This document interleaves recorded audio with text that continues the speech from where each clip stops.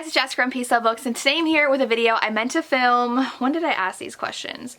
Back in December 19th, I asked my Instagram questions about teaching, and I did this all right before Christmas break, and so then I was gone at my parents' house for most of the holiday break, and so I never had time to film this video, but I'm sitting down now to film it because what stemmed this was a conversation that occurred on Guru Gossiper, which is a gossip website about YouTubers, and there's a section on BookTube. I do read it every once in a while. I do like to see what people aren't liking about BookTube because Guru Gossiper is a way for people to talk about what they're not liking about BookTube without fear of backlash and people getting mad. And I've seen other booktubers get mad about what's said about them on that site without saying they read that site, and I don't think it's something to be ashamed of. I like to see criticism and see the conversations happening honestly about what's going on in the BookTube community. I don't know why people won't just acknowledge that they read that website. I do. I don't comment on it. I don't have an account or anything. I'll just go and look through and see what people are talking about. And so my name came up and if it was valid criticism, I would have been fine and like worked on that and evaluated if it was like something I needed to change about what I was doing. But it was someone commenting on my unhaul that I did where I unhauled a lot of young adult books from my home library and took them to my classroom. I do teach 10th graders, 9th graders, and I have juniors and seniors all through in my classroom. So I teach 3 periods of Honors English and then Honors English 10, and then I teach 1 period of yearbook, and then I teach 2 periods of guided reading, which I've talked about a lot. If you follow me, you know this is all things you know about me. I teach 2 periods of guided reading, which are students who were evaluated and tested and their test scores are all compiled and looked at, and then we have a list of kids we think would benefit from guided reading, and then we put them in the class after testing them a final time to see if they should be in the class. And it just means that they are struggling readers. We have students reading from like a 3rd grade reading level all the way through like 7th grade in our class, and they're 9th and 10th graders, and so we do divide them based on reading level by each teacher.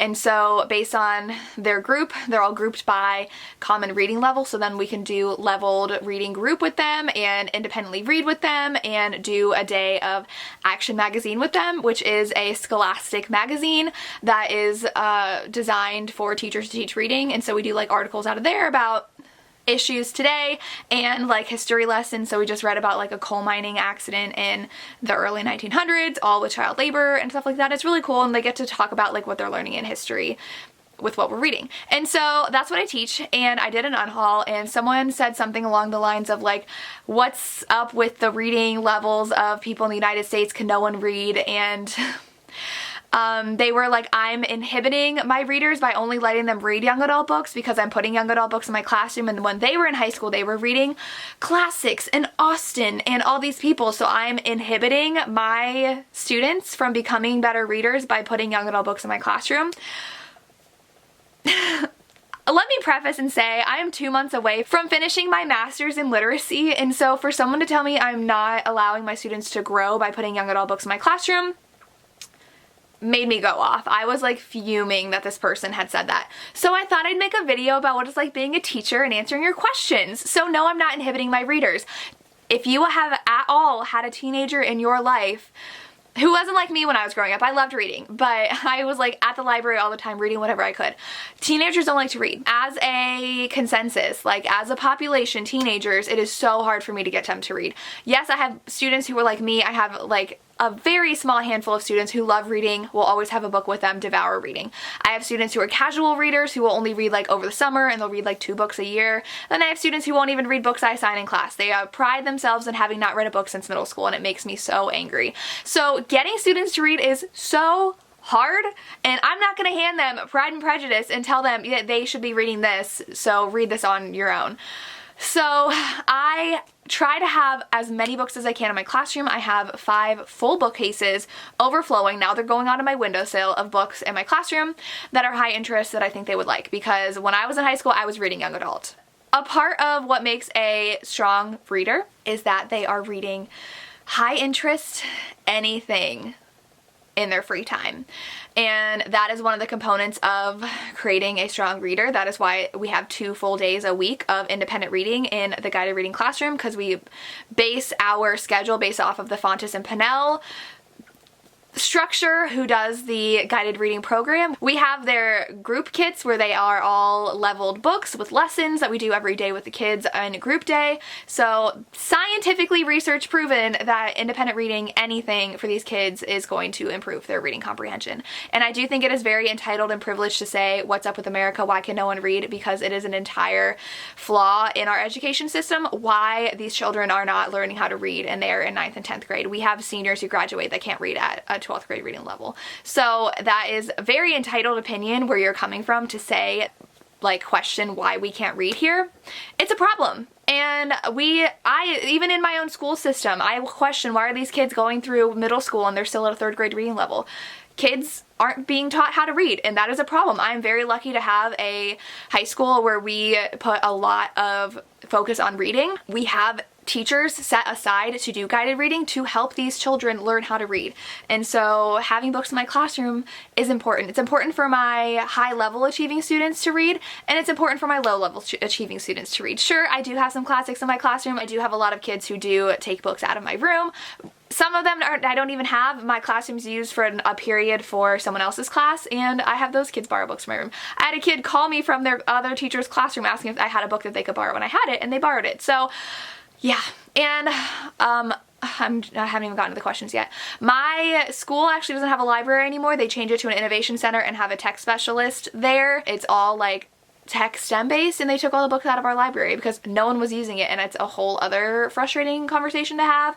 No one was using our library because since I started 6 years ago, we haven't had an actual librarian there. So that's why no one's using our library, and we had rules where they couldn't go down there during classes, and we had no new books, and yet they're saying no one's down there because no one's reading the books. So we don't have a library anymore. We divvied out a lot of the library books into our classrooms, and we have our classrooms for them to borrow from. So that's why I have so many books in my classroom. So that's where this video is coming from. But the first question I asked on Instagram your questions, which I'm going to be answering. What it's like being a high school teacher. The first question I got is, how long have you been teaching? I've been teaching for 6 years. I'm in my 6th year of teaching, and I'm almost done with my master's. I graduated with a degree in secondary English education with my bachelor's, and now I'm doing my master's in literacy. So this also came up in Guru Gossiper, and it kind of made me mad, and people were defending me. It was just one person. What is the hardest part of being a teacher on BookTube? YouTube in general. That was my second question, and someone was pretty adamant on Guru Gossiper that I was completely unprofessional and blurring the lines with my students by having a YouTube channel. And you don't know anything about me. You don't know my relationship with my students. I'm not friends with my students. I'm their teacher, and they respect me for that. There's no blurring of lines whatsoever. So okay, because I'm young and pretty, I can't have a YouTube channel because I'm gonna blur the lines with my students.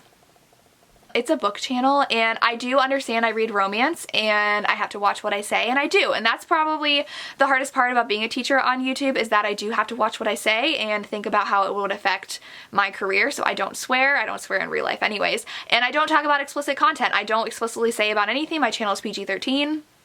And that's fine. And that's the other thing. Just the hardest part of being a teacher on YouTube is people judging me and saying I can't be on YouTube because I'm a teacher, which makes absolutely no sense whatsoever. Someone asked, do you have to break down your classroom at the end of the year, or can you leave it? I leave it. I have been in the same room for the past 6 years.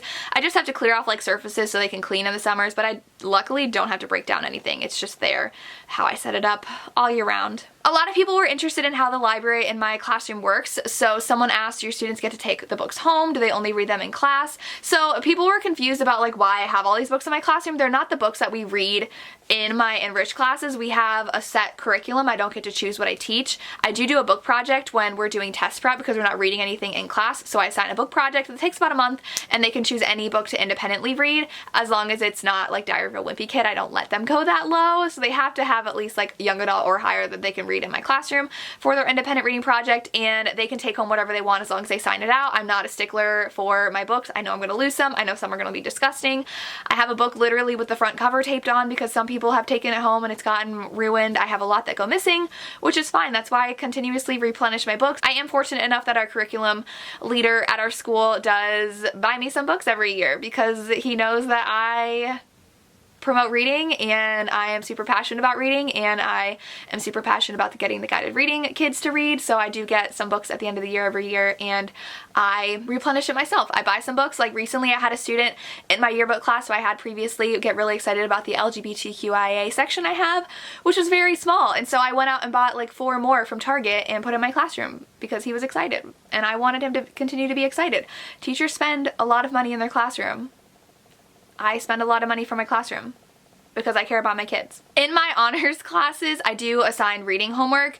They have to read like 15 to 20 pages a night when we're currently reading a novel, and I try to give them a little bit of time in class. We do read some of the books in class. So like Metamorphosis we had to read, which is a novella. They read that all in class, but we're reading Things Fall Apart now, and they have 15 pages to read over the weekend, which is definitely doable.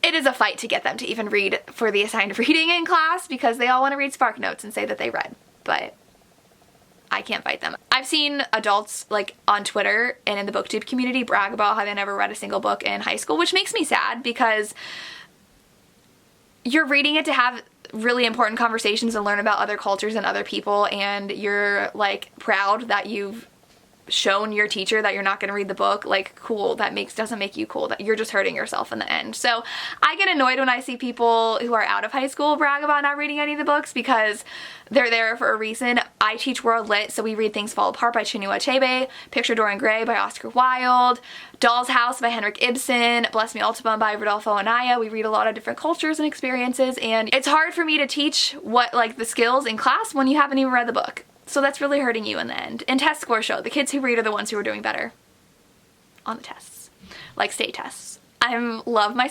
co-teacher. Someone asked a question about my favorite coworker, and it was my coworker who asked that. I really do love my coworkers who I'm friends with. Oh, someone says fellow teacher here. Not a question, just wanted to send you some love. That's really sweet.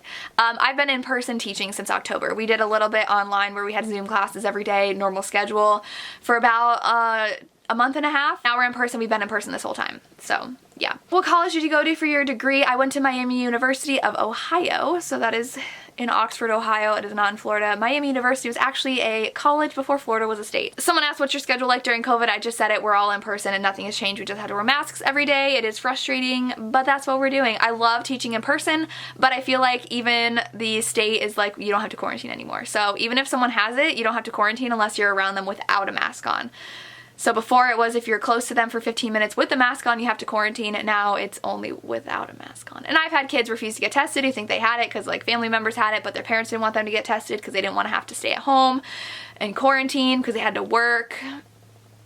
It's a hot mess. Online learning was frustrating. Someone asked about online learning because students weren't coming to class. We did it through Google Classroom and Zoom. Lots of kids weren't coming to Zoom, or they would turn on their computer for Zoom and walk away.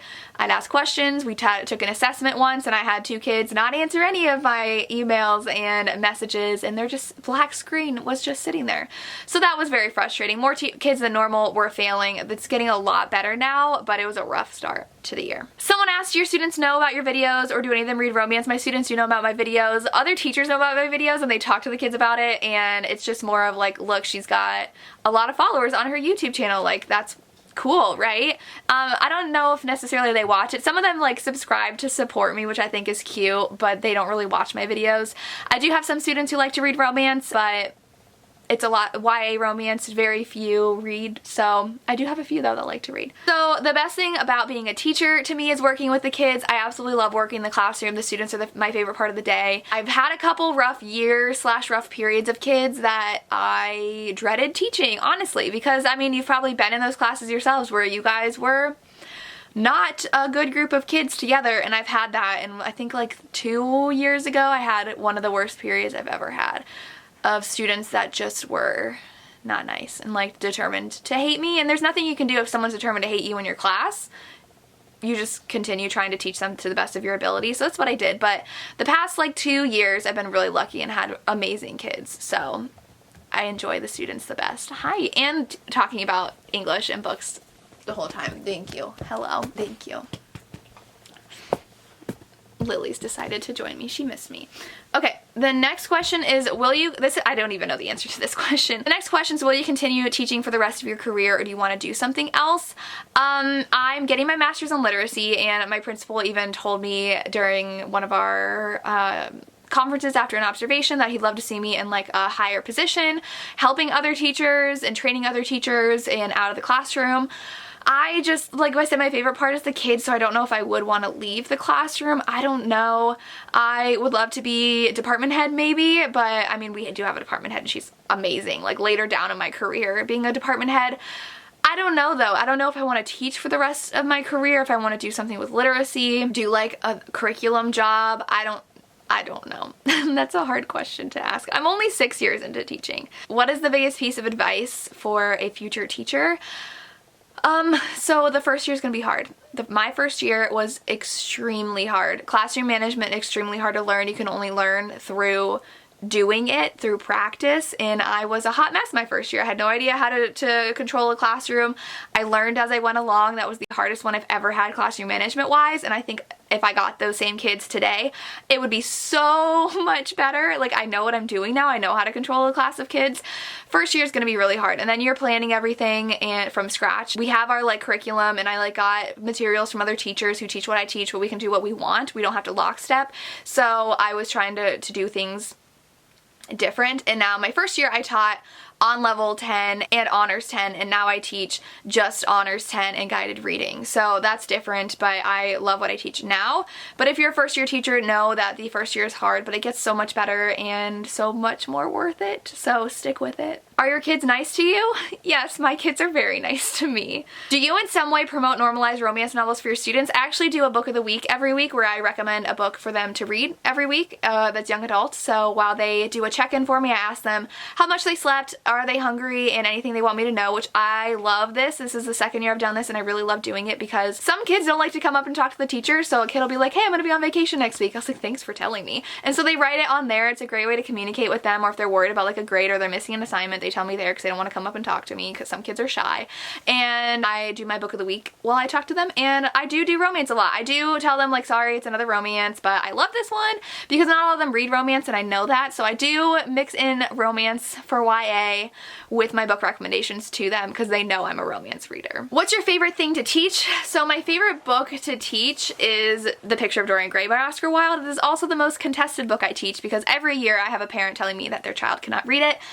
Because I introduced it talking about the author. You cannot talk about Oscar Wilde without talking about the fact that he was gay, and he was put on trial for being gay and put into hard labor for being gay and eventually died because of what he went through. You can't talk about Oscar Wilde without that. And so kids run home and tell their parents, and they tell them they can't read that book, which censorship of the books on my curriculum infuriates me. I've also had kids not be able to read Bless Me Ultima, which ultimately they did. They were just concerned about it because it is questioning Catholicism. Like Antonio questions his religion through the whole thing, and they talk about brujas and Ultima, if she's a witch or not, and it just questions religion, and parents don't want their kids to read that, which I'm like, okay. So I have had to have alternate choices for Dorian Gray for some kids because we just don't fight that in my school district. Now they can't do that for every book, so Dorian Gray's in the beginning of the year, so once they do that, they pretty much read everything. But that's my favorite to teach. I absolutely love it. It's the hardest for the kids to read because it is the most complex writing style wise, and it's a lot to get through, but I do really love my curriculum. I do love Things Fall Apart as well. We just started that on Friday, so we're in that unit now, and I really love Things Fall Apart as well. Someone asked, do your students ever comment on your videos? Never, that I know of. Someone asked how the school system in the US works because they're from Europe. I don't know how to answer that. I don't know how it's different than from Europe, but we have elementary schools is K through 5, and then we have middle schools, which is 6 through 8, and then high school, which is 9 through 12. I'm licensed to teach 7 through 12 English, but I don't teach middle school because middle school teachers who are licensed, I think 4 through 9, I don't remember what they're licensed to teach, but they have 2 specialties, so they can be like English and social studies or math and English, and so they're more marketable at the middle school level because they can change content if they choose to. But if I were hired in a middle school, I'd only be able to teach English, and I don't want to teach middle school. I hated middle school when I was in middle school. I don't like that age. I love teaching high school. I love just the conversations I can have with my high school students. So that's how the education system is in the US, and at least in my school, we have the air test in Ohio. So at the end of the school year, students have to take a state test, and all their subjects, and they have to get a certain score. So it's out of 5 and 3 is passing, but they have to have certain scores overall. So like they take it 9th and 10th grade in English, and they have to get, I forget, like 5 points total in order to pass, but they need like a certain amount of points overall. There's a whole complex point system that they need to get to graduate high school. When I was in high school, it was OGT, and you just had to take it sophomore year, and if you passed, you were good, and that was it. But now it's more complicated because the state of Ohio wants to make it harder for kids to graduate for some reason. Someone asked, you love being a teacher? I really do love being a teacher. I mean, like any job. Do I want to sit at home and read books instead? Yes. But as far as jobs go, I do love my job. I do get frustrated with coworkers who don't do their jobs, and I don't know why they became a teacher, but it's fine. How do you encourage your students to read? I just show them my love of reading and show them what I'm reading. I have on the board what I'm currently reading, and I have books everywhere, and I talk about books. I try to normalize, like, reading is fun, and like you shouldn't be ashamed of talking about it, and it's something people love to do. So that's just how I normalize reading with them. It doesn't always work, but like the Friday before winter break, we had an odd schedule this year because exams were different because of COVID. So we had exams throughout the week in our class periods. So I had 2 extra days before the break after my exams, and I was done with my unit. So Friday we had an independent reading day, and they got to choose any book they want and read for 45 minutes. So someone asked, how do you keep track of which student borrows which book and if they give it back? I just have a sign out sheet on my book case, and they write their name, and then they write the date they returned it if they returned it. So I have that. How many hours a day do you spend teaching since COVID hit? So before we had a schedule that was shortened. So when we were online, we taught from 7:30 and then we were done by 12:30. We had shortened 30-minute class periods, and now we teach from 7:30 to 2:30. So we minimize the time in between classes. We used to have 5 minutes in between classes, and now we have 4. So we are done at 2:30. We used to be done at 2:45. So I get to school around 7. I like to have time to be by myself before I teach. Some teachers roll in at 7:25 and class starts at 7:30. I could never do that. I get to school at 7, and then I do leave around 2:50, 2:55 from school. All right, those are most of the questions. Also, like, a lot of people have been asking, how do you encourage reluctant readers? How do you encourage them to read? I also, especially with my guided reading kids, really talk with them about what they would be interested in. So I asked them, well, what kind of books do you want to read? Do you like, I have a kid who loves graphic novels, and so I had him read New Kid by Jerry Craft, I think, and he really loved it. So then I gave him Jason Reynolds' graphic novel version of Long Way Down, and so I try to find them a book that they would enjoy, what kind of topics they enjoy. That's why I try to read a lot of young adults so that I have more to recommend to them. I spend a lot of time just talking with them to try to figure out what they want to read, what kind of format they want to read in, what they're interested in, and talk about the books they're reading. And so then I'll ask them how it's going and if they liked it, and share with them what I'm reading. And so that's just talking about books will help encourage reluctant readers, and really working with them to find what they want to read. And they get points for reading in class, so they get a lot of their points are based on the independent reading days, because some of the kids weren't, and we weren't giving it enough points, and so there wasn't really something to encourage them to read. Unfortunately, it's got to be points sometimes. Like, they need an incentive to read. So hey, you're going to get 10 points for reading in class, 10 points for writing your summary. It's all participation based in guided reading. Then they get 10 points for reading on Thursday and 5 points for their response to their summary, because we asked them a question. So they just get points for reading. And if they're like not reading during independent reading, I'll talk to them. I'll be like, why aren't you reading? Do you need a new book? Like, let's figure it out together so that you can get your points and find a book you like to read and not hate your life when you're in this class. So it's not easy. You're not going to reach every kid. Not every kid's going to love reading, but you can try. So that's what I try to do. And I try to emphasize to my enriched kids that reading is really the one thing they can do for fun that's going to improve their reading comprehension and vocabulary and make them smarter. Like, I read so much growing up, and so I know, like, it'll teach you even like parts of speech. I have kids who don't even know how to use a verb in my honors class, and I teach that to them every year and try to emphasize that that's a verb, because we do parts of speech with vocab and they still don't get it. And if they are readers, it just comes naturally. You know, in this sentence, in the sentence structure, this word needs to be a verb or else it doesn't make sense. But if they don't read, they don't know that, which is frustrating. So reading can teach them a lot. But that is what I have for you. That was a long video, but let me know if you have any other questions about teaching. I love teaching high school. I love teaching 10th grade and 9th graders. I don't think I would like teaching seniors at an English level. I love my yearbook seniors, but boy, when it like hits January, they're already checked out for those seniors. So I do love my yearbook kids as well. I co-teach yearbooks, so it's a lot of fun. I like my students a lot. I like my job a lot, so yeah. that's all I have. Let me know if you have any questions, and as always, thank you so much for watching and have a good day. Bye.